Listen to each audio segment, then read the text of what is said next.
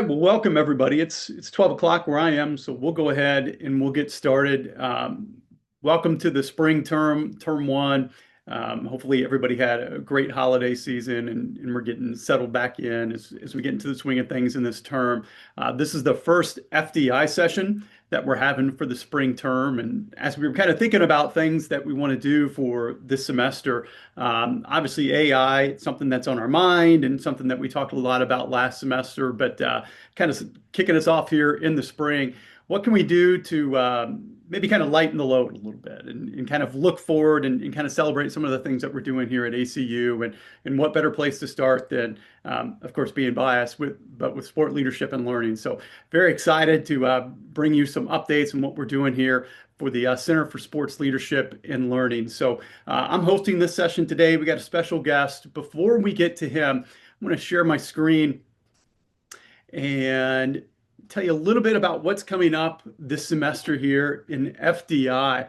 So, we're doing our sessions every month on Thursdays, kind of in our normal rotation as we do. Our next session is going to be a table talk on January 29th. We're going to have Dr. Getsky with us, and she's going to share some of the work going on with the Core Standards Committee.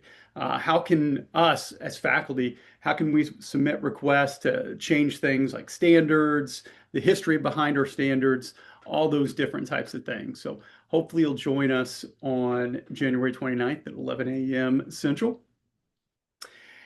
And then our next FDI event after that, we're going to have a vision committee.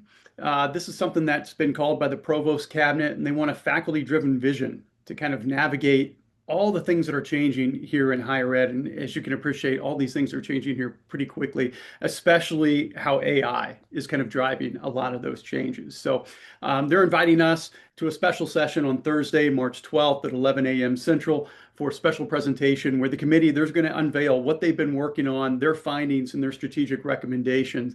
And it centers on three pillars with AI and pedagogy, ethical and practical adaptation or adoption, and then alignment with missions and values. So if you want to know where we're going is ACU Online in AI and make sure your voice is heard, please join us for March 12th. And make sure you're reading the newsletter. I know Dina is sending those out, and we've got a new look to it, which is really cool. And then check us out on our YouTube channel. So all of our sessions, if you miss them or if there's something that's like, wow, that was really good, I want to go back and listen, please check them out at our YouTube channel. So without any further delay, I'm going to share this slideshow here. Today's session, Advancing Sport Leadership and Learning at ACU. And I'm very excited to have our guest speaker, Ben Baroody. He's the Executive Director of our Center for Leadership, Sports Leadership and Learning. Ben and I get to work pretty closely, me on the academic side of things, and Ben kind of running a lot of our professional development in the partnerships that we do. And he's going to get into that. And so I've gotten questions from faculty. What is the Center for Sports Leadership and Learning? How is it advancing our mission at ACU? And how can I get involved? And we thought today would be a good day to answer all these questions. So I'm going to give a quick introduction, and then I'm going to let Ben take it from here. But he has an extensive career in sports leadership. He was employed at Major League Baseball, at the headquarters of Major League Baseball, and then most recently before ACU with the Texas Rangers. He was the creator, a lot of you have heard of Rangers U, our player pathway program, where we partnered with the Texas Rangers, and they were taking ACU classes specifically on things like leadership development and what can we do to kind of help you on some of these mental aspects of the game. And Ben really drove the bus on that. And it's really fascinating to kind of hear how all that came together. And he's going to talk about that. So he's been in the commissioner's office at MLB. And if you could appreciate everything that goes on in a major sports league here in the United States and working with that, you'll be able to appreciate his experience that it brings here to ACU. And he launched the Urban Youth Academies and the Breakthrough Series.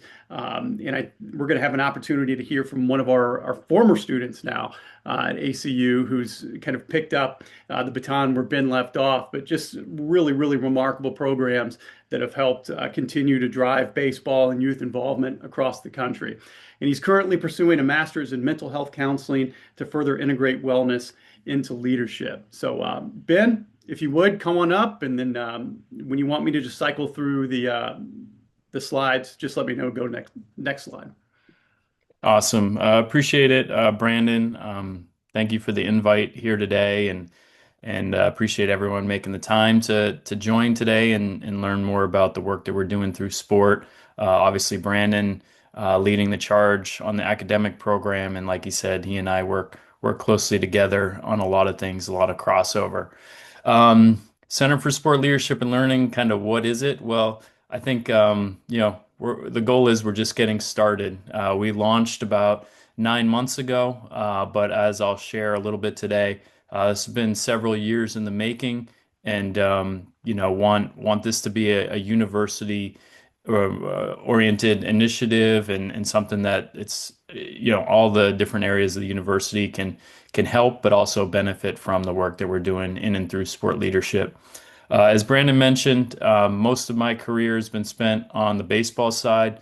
Like you mentioned, working at the commissioner's office and with the Rangers, holding a number of different roles, mostly around baseball operations, scouting, player development, a lot of roster management, transactions, contract negotiations, heavily involved in the construction of the Globe Life Field in Arlington. And as we'll kind of get into a little bit, my last few years with the Rangers was focused really on the holistic development of our people. So I was overseeing our mental health and performance departments, coach development, player development, character enrichment, which really is just we're investing in the growth of people and trying to create environments, learning environments, continuing education opportunities to develop the holistic individual, feeling that helping individuals grow and develop personally and professionally is how you really maximize on-field performance. So I joined ACU about 12 months ago to really just continue the work that we were doing in my role with the Rangers and the partnership with ACU that we had developed during my time there, to really just keep it going and scale the work that we were doing really across not only baseball, but across professional sports. And we'll get into a little bit of the work that we've done with some teams and organizations and where we're hoping to go. So thanks again, and appreciate the time. And don't hesitate to drop some questions, comments in the chat, or just raise your hand or come off mute. Don't want this to be just me rambling on and running through slides. So. Good point. And I'll monitor the chat just in case anybody does have questions. Thanks, Ben. Okay, so just to kind of set the table a little bit in the mission and vision through the Center for Sport Leadership and Learning, our goal in our work is really to transform lives in and through sport, really focusing on empowering students, athletes, coaches, and sport professionals to lead with purpose. A lot of the work that we do, you hear the term leadership. I know a lot of you have probably done a lot of work and research digging into that, but a lot of what we do is really starts with self-assessment, self-awareness, and the thought of leading yourself helps you lead others, lead groups, and lead organizations, and being empowered through that. And doing so on a global platform.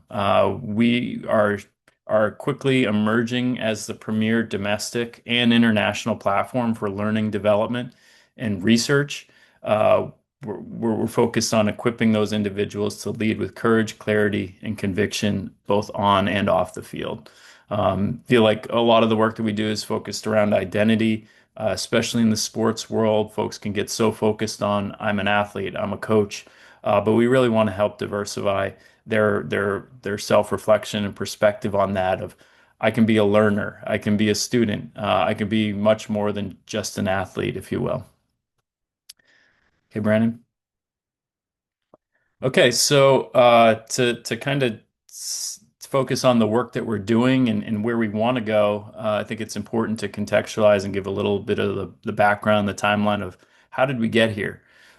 So back in 2021, I was just taking over the role that I mentioned before, kind of leading up learning and leadership development and continuing education with the Texas Rangers.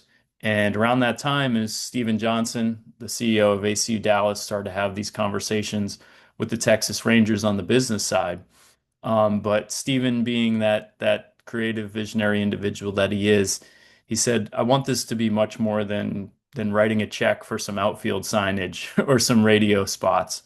What can we do to really help the organization continue in their efforts of continuing education, development for their people? And that certainly rang true with what I was trying to do and the work that we were trying to push forward on the baseball side. So Steve and I kind of got to work. What can we do? How can we do it? And our first order of business was to create that player pathway. That was to address what we saw. You just go back. There you go, Brandon. In Major League Baseball, when we sign and draft players, often there are funds set aside for continuing education to go back to school for players that were maybe drafted and signed out of high school, or maybe they signed after their sophomore year or junior year of college. Those funds are set aside for them to continue their education. But unfortunately, many of those funds go unused. If they're not utilized within a certain amount of time, they expire. So it's kind of you either use it or lose it, and many players lose it for a number of different reasons. They're caught up in their career, they're focused on just the on-field portion or want the downtime in the off season. But largely it's they don't really know where to begin, or they never really saw themselves as a student or a learner, so are hesitant to kind of enroll into courses. So we wanted to create courses in an environment that was very welcoming, help them build confidence, help them have success, and study topics that we felt like could help them during their playing career and would strike a chord with their interest. So we developed courses in leadership development, mental performance, cross-culture communication, teams and team culture, foundations of human performance. And we even did a baseball history course where we went to the Negro Leagues Hall of Fame, the Baseball Hall of Fame in Cooperstown, Dodger Stadium, Fenway Park. So we developed those courses and players took to them. We had about 20 or so players enrolled in that first course, and they're still going today. We actually, in recent months, launched those courses to all teams across Major League Baseball, not Rangers exclusive. Um, so moving on from the player pathway program, we said, okay, what else can we do? What else can we do to invest in the growth and development of our people? So we began to deliver development programs for coaches and player development staff in a number of different ways. Webinars, in-person workshops, as well as a virtual self-paced learning platform. We were providing executive coaching, and we just recently launched, now close to 2 years later, our fourth cohort of coaches and player development staff going through that program driven by the university. And in last spring, March 2025, we officially launched the Center for Sport Leadership and Learning. That came a few months of after I officially joined the university full time back in November. So just past my year anniversary. So we launched the center to really take all that work that we were doing with the Rangers and scale that across not only domestic but international sport, not only throughout baseball, but all major sports, teams, leagues, organizations. And we've already partnered with organizations really from the high school amateur level up through college and professional sports teams and leagues. So a lot of exciting growth in a short amount of time. And our goal and hope is we're just getting started. And I think the intent of this call is to make everyone aware and really solicit input, insights, suggestions, and continue that growth not only across the university, but how can we continue to grow this outside the walls of ACU as well. So our focus is largely around social emotional intelligence. When we talk leadership, we feel like that's an essential foundational principle. So a lot of it is around deep self-awareness, with the belief that leadership begins with yourself, right? Discovering your own values, your own identity, your kind of foundation from which you personally operate, who you are, who you want to be, what are your strengths, what are your aspirations, what are your opportunities to improve. So that's really where it begins, to be able to give folks the tools and equip them to lead from a place of genuine authenticity. A lot of it, our focus is around emotional intelligence, developing skills to connect, communicate, lead under pressure, lead through empathy, self-regulation, having difficult conversations, all of those things that are essential, really in all walks of life. But we found that, a lot of staff in sports, they know the technical side. They know how to teach someone how to throw faster or their swing. We can help get guys bigger, stronger, faster. But it's really those interpersonal skills that make or break the great coaches, and really are determine the ultimate growth of players and success. Our kind of focus, especially with the Rangers and continuing our work now, is if a critical element of sports is maximizing player development, well, the only way to truly do that is to maximize the growth and development of coaches and staff that are touching and working with the players on a daily basis. And then it really comes down to the ultimate aspiration to create environments of human flourishing. So where that comes in is kind of the intersection of helping individuals maximize their quote unquote performance, whether that's on the field or off the field, but also to maximize their wellness. So finding a place of professional fulfillment and personal wellness, personal well-being is where we enter a state of flourishing. And we're really trying to work with teams and organizations to create that. So much of sport, with the pressures, with the expectations, with the lack of balance, with the sacrifices, it can really operate from a deficit model of like, it's just if you can't handle it, we'll find somebody who can. But our belief, with the work with the Rangers and now continuing with teams, is the way to really get the most out of people is to help them grow and develop and be the best that they can be on and off the field, holistically, everything from growth, education, learning, investing in their development, but then also just general wellness, health, mental wellness. We have to take care of the person first before we ever expect them to perform at their best. And so, Ben, I got a question for you real quick Mhm. before we move on. You were with the Texas Rangers when you guys won the World Series in 2023, and I should have had you wear your World Series ring. That would have been pretty cool. But you hit on something I thought was really important. You talked about how it's really important that and how there's probably an emphasis on coaches and organizations having the metrics of a player, but how much that emotional intelligence side really comes into play. Mhm. Were you guys doing some things with the Rangers or starting to ramp up some of that stuff before you got with ACU? And if so, how much do you think that made a difference in 2023? Yeah, I mean, it's easy to say, kind of draw the line of, we started some of this work in 2021, 2022, and you see the fruits of that with a championship in 2023. But I think it really just came down to reestablishing organizational values, who we are, what we represent, what's most important, and having that collective clarity of like, what are we focused on a daily basis? How do we have that shared leadership of like everyone knowing what's expected, but then also how are we working together to reach those goals?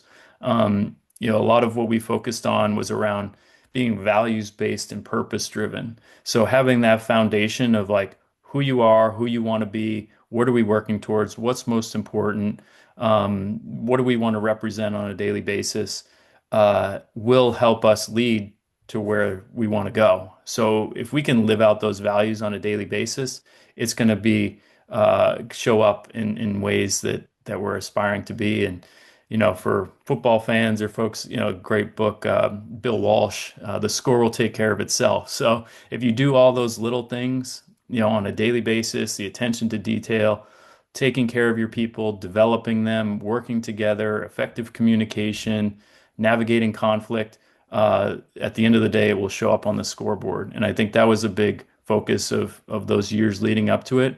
Um, you talk so much about culture, culture, culture. Well, every organization has a culture. It's whether or not it's positive or negative or what it is, or if there's a collective clarity around what is most important. But I think culture, coming from the root of cultivate, right? Like any culture, you're gonna have to give it water, sun. You're gonna have to plant those seeds, but sometimes you're gonna have to pull the weeds, or you're gonna have to, turn the whole thing over. So I think having that perspective and that approach, in sport, you're looking for every competitive advantage you can. And I think at the end of the day, people are and always will be the competitive advantage. You can have all the data, all the information, all the technology, all the R&D, but if you don't have the right people, working together and navigating and making those strategic decisions and having that collective clarity and that shared leadership, you're always going to be kind of searching or underachieving, in my opinion. Excellent. Thank you.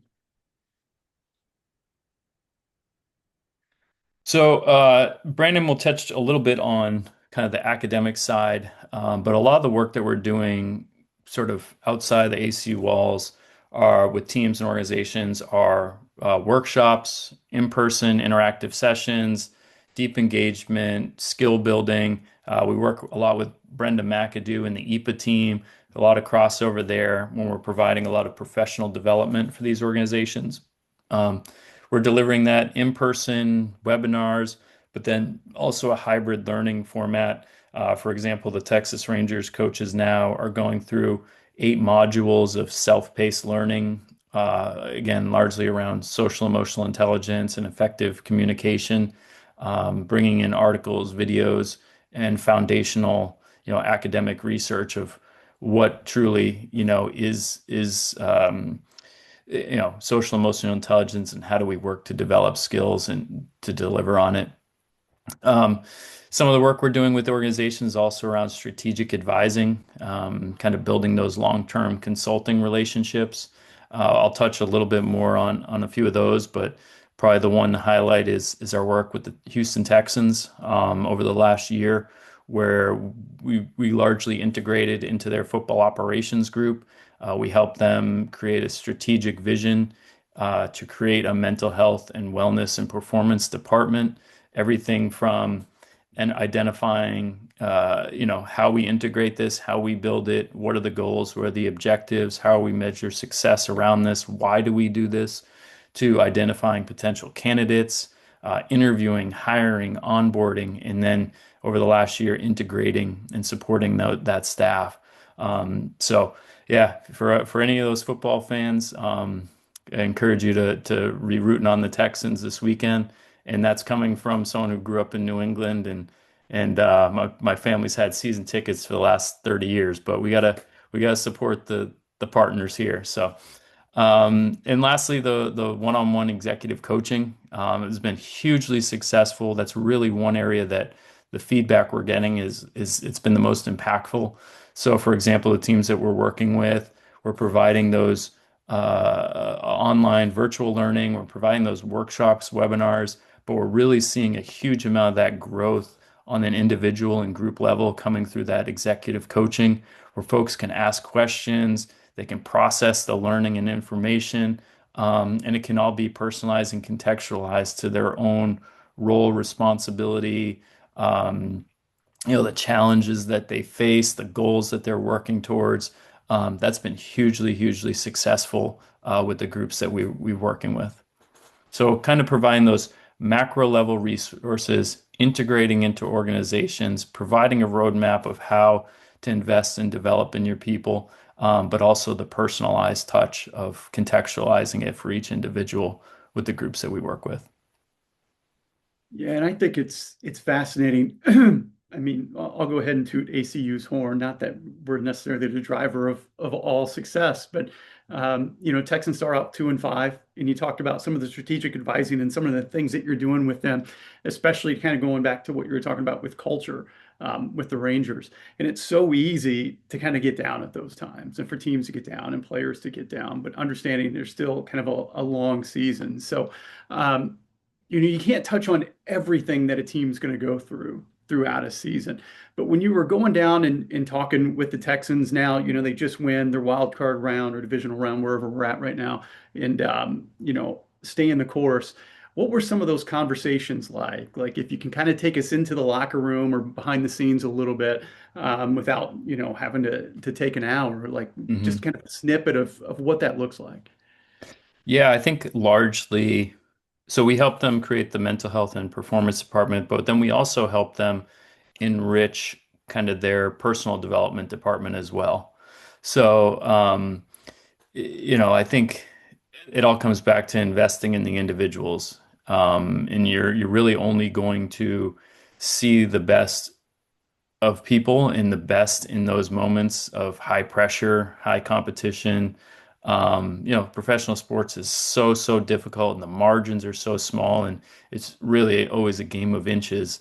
Um, but it's about giving your individuals and your groups every level of resource they can to be their best. And I think that's where it comes down. But early on, the work and kind of the driving force was simple messages of like, hey, we're going over things in meetings, we're going over things in practice. Why isn't it showing up in games?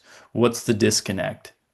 So we talked a lot about, how are we creating the best teaching and learning environment for players? How are we equipping coaches who are by nature great leaders and great teachers, but how are we giving them the best tools to really maximize their teaching and learning environments?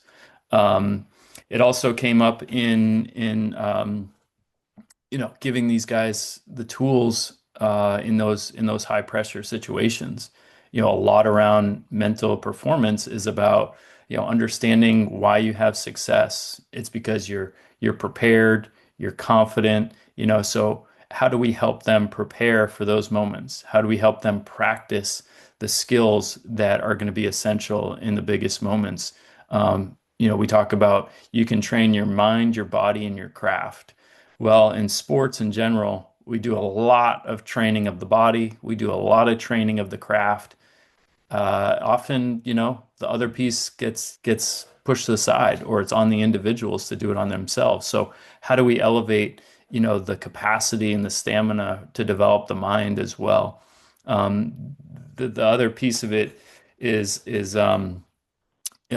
kind of is helping those individuals understanding that we don't try a physical skill for the first time in a game. So why would we try a mental or a mindset skill for the first time in a game when it's the the hardest environment to try and focus, to try and self-regulate, to feel confident, all of those things. So helping give guys the tools, the framework, in the organizational language where we're all developing these skills.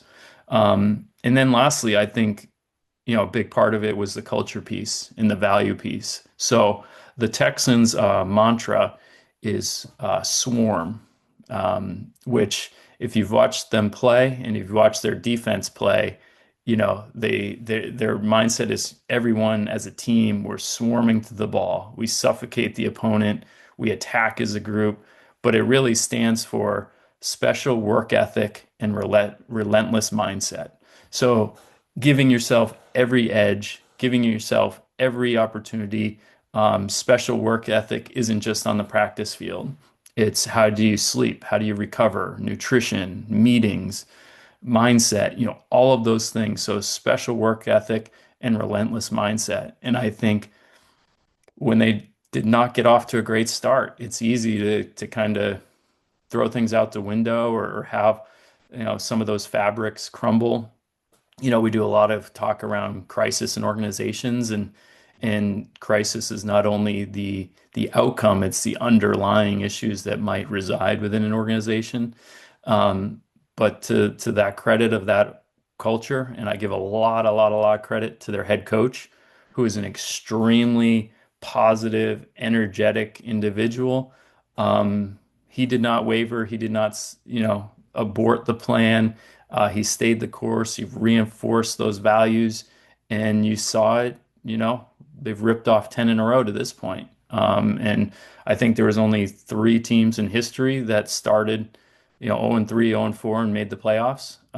So, special groups that kind of have that shared vision and stay the course with each other can certainly achieve special things.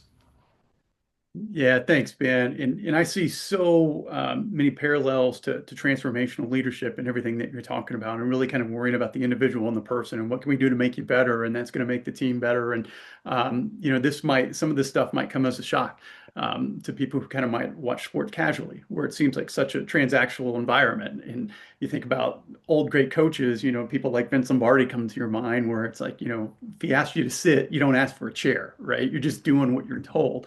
Of course, I grew up in Indiana with Bob Knight, kind of the same way, right?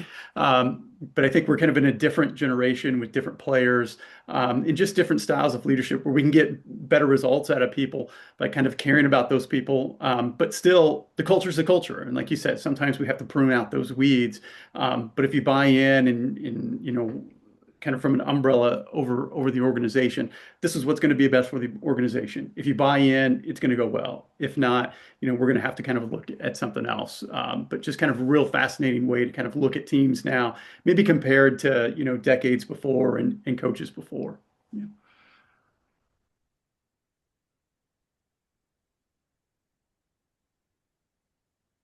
Yeah, so just to highlight a couple more, we talked a bit about the Player Pathway program, those courses for players.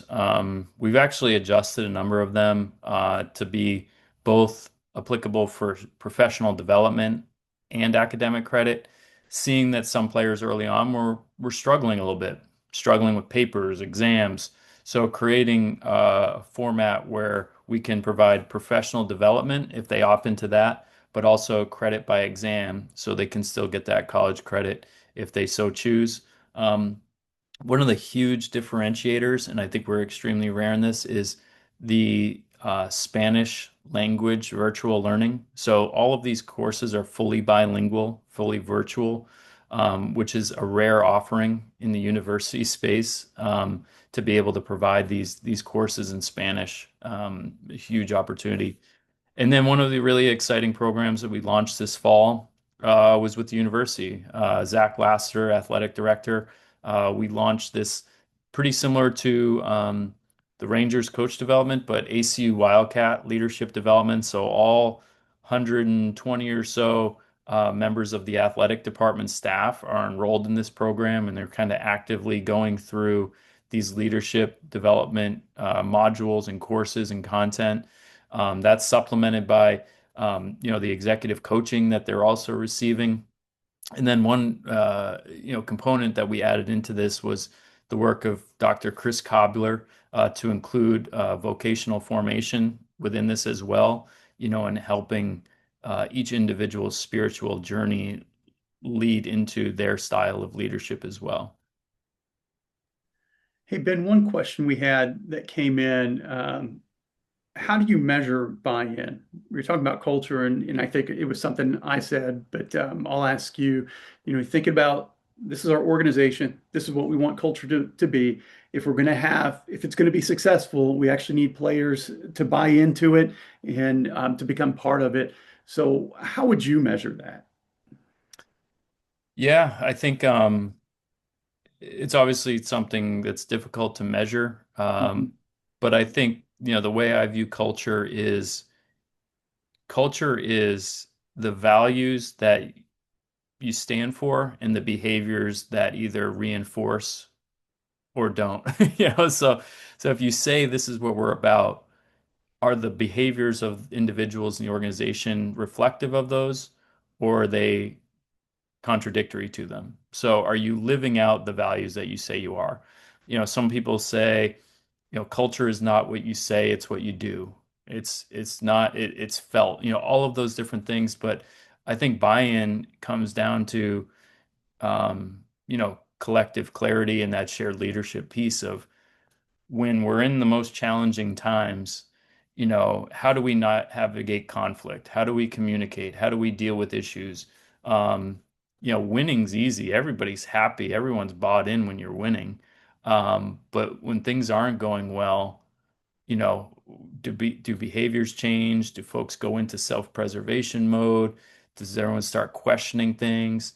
Um, how do we navigate those things? And not that questioning is necessarily always a negative, but how are we establishing trust within the organization? I think that's a big part of all of this is the trust that you have in each other, the trust that you have in leadership. That allows you to navigate conflict and have those conversations and get to the solutions much easier, be more solution oriented. Um, because I think when trust is present, questions seem like questioning, but when trust is present, questions are just, how do we find the best solutions? So I think it's hard to measure, but I think it's how intentional are you around effective communication? How do you navigate conflict? How do you interact on a daily basis? How are you staying true to the values that you've stated and aspire towards? And what are the behaviors that are either reinforcing them or contrary to it? Yeah, great answer. Hard to quantify, but you know it when you see it, I think.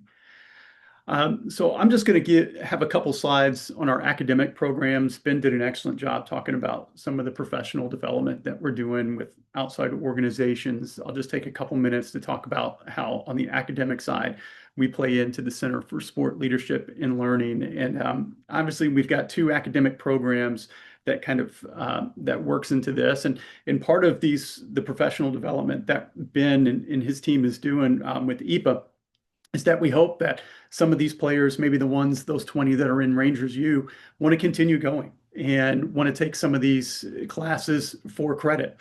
And then they start to feed into our bachelor's program if they have to finish a bachelor's degree. You might have some of these players who've done a little bit of college. Maybe they came out early and then went pro. Or you have some who graduated and want to continue on into the master's program. So that's a way that the professional development helps support us on the academic side. And we've got two academic programs, one that just launched this fall. So we just had our first run of classes in the fall. Both of these, they're completely offered online. And so the BS in sport management and leadership, just a quick overview. This program lays the groundwork for future sports professionals by teaching them team development, strategic leadership, sports management, and they're equipped to lead, innovate, making them strong candidates for leadership roles. And when I was very intentional with leading with leadership, there's about 400 degree granting sport related programs across the country. Most of them more in sport management or sports administration. In teaching sport management for the past decade full time as I have, we do a really good job of teaching students the technical skills, kind of what Ben was talking about earlier when he was with the Rangers, on how to go out and work in the industry. We don't do a great job of teaching those, you could say soft skills, but those power skills, right? The things that kind of differentiate students on how to lead. And sport is such an interesting environment. It's dynamic. It changes from one year to the next. I mean, one injury could change you from one day to the next. It's very stressful, and it's long days, and it's long nights, and it's holidays, and there's just a lot. There's a lot of expectations that's put on people. So with that, okay, we can put a student into that situation or a graduate into that situation, but if they're not equipped with some of those soft skills on how to communicate well, interpersonal, how to deal with different types of people. I always like to use the example of Michael Jordan. I love the intersectional framework theory where we think about a leader and his or her traits, the situation, and their followers. And so you could take a guy like Michael Jordan and he could punch out Steve Kerr in practice, and it brings their team closer and they go on to win a championship. because it's in a really high competitive environment. And, Michael's the alpha dog, everybody else gets in line and they're able to go and win a championship and win six. But if my dean, Megan Hope, if she came into my home office here and punched me in the face, that would be a completely different story, right? And so we couldn't put Michael Jordan into that situation there. And if we did, we would need to he would need to kind of change his way because we've got different followers in that different situation. So those are the things that we talk about with our undergraduate students and try to prepare them just for the diversity of people and experiences that they're going to go into in sport. And then same thing with the master's program, but it's a little bit more focused on sport leadership. The students who are coming into our master's program, a lot of them are already practitioners in the field, as you're going to see here on this next slide. So they're using this program as a way to further their career, to look for promotion, to take the skills maybe where they're a little bit weak in. How can I strengthen them to become a better manager? So again, this is designed for professionals who most of them are already in the field. A lot of them are in coaching or they're in athletic administration, either at the professional or collegiate level, and help them understand the physical, psychological, human resources, and all the financial aspects of sport leadership. So what I want to do is play a short testimonial of one of our recent graduates. This is Dell Matthews. He's the Vice President of Player Development of Major League Baseball. There we go. Sorry, it took a second to come up. And this is going to be a short, about 3.5 minute video of his experience with ACU Online. After 23 seasons as a professional playing and working in baseball, leadership and sports are things I deal with every day. I feel like I have my master's in baseball field experience, but I wanted the formal degree to go along with it. I needed something flexible with my schedule, and I wanted a school that shared my faith and values. That's why ACU's Master's in Sports Leadership was the right fit for me. I am what they call a baseball lifer. I grew up watching my father play on TV, hearing my dad talk about it around the kitchen table, about what he was experiencing, going through, just made me want to play the game. And so I was fortunate enough to play the game in high school and college and had a chance to play professionally. When I realized that I wasn't going to make it to the major leagues, I decided to finish school and get my education and started my journey to the front office. For the past 20 years, I've been working in baseball in some capacity. And, I was part of an executive development program through Major League Baseball. And as a part of that cohort, the other members had all had their advanced degrees. I was the only one that did not. It was really getting to know and working with them that kind of inspired me initially to think that, hey, I want to go back to school at some point. I wasn't ready at the time. I wanted to, get grounded in my career. I had the opportunity to meet Daryl Jones, who runs this program, and hear him speak at a conference. I followed up with him a few days later because I was that inspired by what I was hearing. He sent me a few links and told me to do some research, and I started watching some of the videos and hearing some of the testimonies. It kind of made me smile. I said, these people are just like me, with it solely being focused on sports leadership and analytics. I felt it was a great opportunity for me to go back to school, to get that master's that had always been a goal of mine, with all these experiences that I've had in my career, and apply them to the academic setting. What I think sets ACU's Master in Sports Leadership program apart from other programs, one, you have the foundation of a Christian university, and so you have others that are like-minded. Your professors are also looking at things through a kingdom lens. Two, the asynchronous model, you take one class every 7 weeks. I think it's a perfect fit for working professionals. I'm extremely happy with how I'm able to balance my schedule. I travel quite a bit, and so I have a lot of time on the airplane, in hotels, a lot of downtime. And so I'm able to use that time in a productive way to study for my classes, to record videos, to do papers, and have class discussions. I mean, I think that's one of the things I'm most surprised about. You truly learn from your classmates. You get to read the things that they are writing, their thought process, their experience, and that internally helps you process yours. The one thing about sports that is great is the diversity. Everybody's experience is unique, whether you're a seasoned experienced executive or someone that's just starting out, you have something to add. There's no one cookie cutter way to say, hey, this is your roadmap. This is how you get from A to B.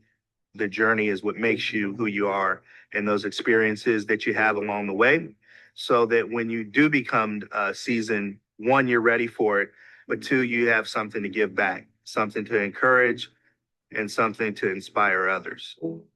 Pursue your undergraduate or graduate degree online at Abilene Christian University. And Dell's experience was so positive. He's going to stay, and I believe he's going to finish his MBA now. So just a great representative of who we had in this program. All right. And then Ben, I'll turn it back over to you. Yeah, yeah, obviously a great case study and advocate for the program there and Dell's role at Major League Baseball. And we've since had, more folks in sport professions to enroll. I think this past fall, one of the longtime scouts of the Texas Rangers involved in our program. So word is getting out as kind of the go-to. And, a lot of what we're trying to do is partner with these professional sport organizations to show that, their investment, their belief in ACU and the Center for Sport Leadership and Learning, to have that goal to drive enrollment into our bachelor's and master's programs. Yeah, and just, I think the one piece that we're looking to continue to grow and expand upon is around research, to really show that we're providing academic programs, we're partnering with professional sport organizations and professional development and advising and consulting and continuing education. But where can the research come at us? Continuing to be at the forefront in that space as well, whether it's crisis management, the efficacy of mental wellness, leadership competencies, coaching intelligence, and really, start to quantify the difference that these areas make in organizations and what's the research behind it, and really be able to begin to generate our own personal or our own firsthand original research in this space is a huge goal here. So that's another reason why we wanted to get this group together about ideas and avenues there. And now we have the partners that we have some opportunities to really integrate into these organizations for observations and case studies and data collection. So this is kind of the next frontier in this space that we're really excited about. So we touched a lot on some of our partners, some of the work that we've done, professional leagues, research partners, educational bodies. So we just recently came to an agreement with the National Junior College Athletic Association.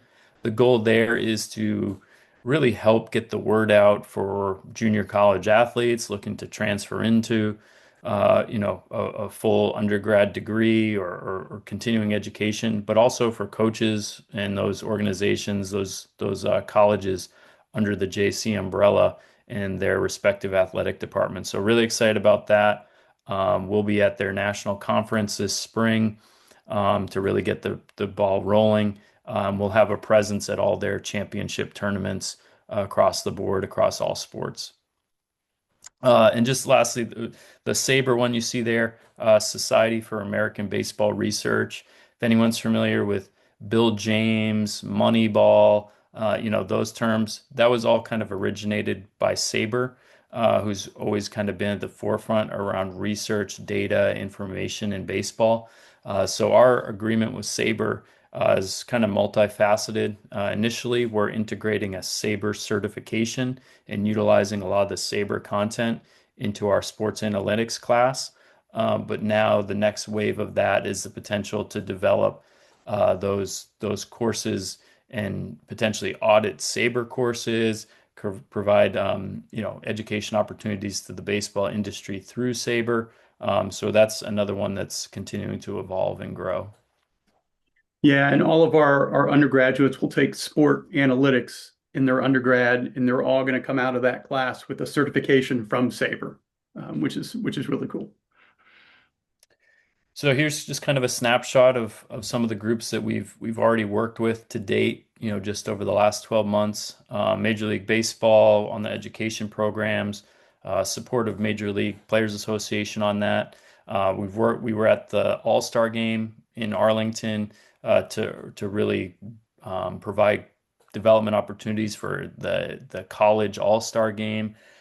We've worked with some groups in the Premier League to help them enrich their coaching and human development spaces. Touched a lot on the Rangers, the Rockies, a similar relationship there in the education space. We've done workshops, seminars with the Pirates, with the Celtics. We touched a little bit on ACU athletics, Sabre. MCA is a really exciting one. McKinney Christian Academy, based in the DFW area, is a private Christian school.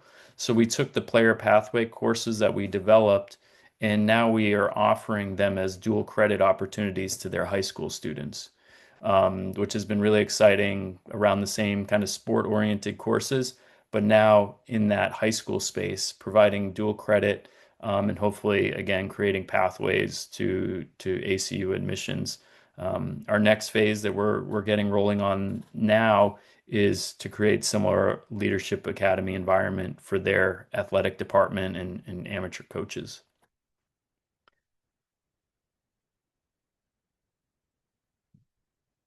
Do you want to take this one, Brandon? Yeah, and so as we start to wrap up here, if faculty want to get involved, ways to contribute, certainly on the research. Research is a pillar of what we want to do at the Center for Sport Leadership and Learning. The only constraint that I have right now is just time in between teaching classes and developing classes and all the things that we do as PDs. It's just been difficult trying to find time to get to that research place. And now I can see some light at the end of the tunnel. But if there's any research that's sports related that you're interested in or you want to do and you want to partner with us at the Center for Sports Leadership and Learning, please let me know. Just reach out. And whether that's something we collaborate on together, something that you want to do, and maybe we have some resources to help you with that. Again, reach out and let me know. And then guest lecturers, I always try to have 2 meetings per term with my students in both the undergrad and grad. I always like to bring in people to come in and talk with them as high level as possible, but certainly people who have been successful on the sports side, whether athletically or in the business side. So if you know somebody who would be interested in coming and speaking, again, reach out and let me know, and I'm happy to facilitate some of those. And so I think we've got about 8 minutes here, and I'll open it up for any questions if you just want to kind of unmute and speak, or if you want to put them in the chat. We've got a little bit of time.